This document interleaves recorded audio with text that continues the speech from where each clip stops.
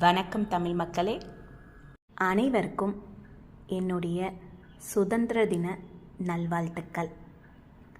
இன்றைக்கி என்ன சொல்லலாம்னு நினச்சேன்னா, இன்றைக்கி என் மாமனாருடைய பிறந்த நாள் மட்டும் இல்லைங்க, இறந்த நாளும் அவருக்கு இந்த நாள் தான்.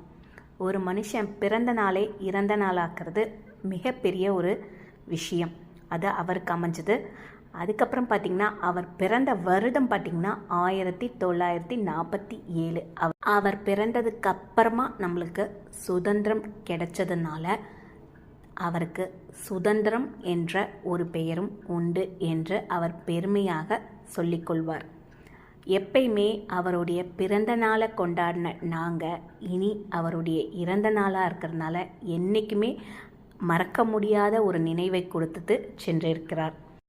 எல்லாருக்கும் இன்றைக்கி சுதந்திரம் கிடைச்ச நாளை கொண்டாடுவாங்க. ஆனால் எங்களுக்கு சுதந்திரம் போன நாளை வருத்தத்தோடு தெரிவிச்சுக்கிறேன்.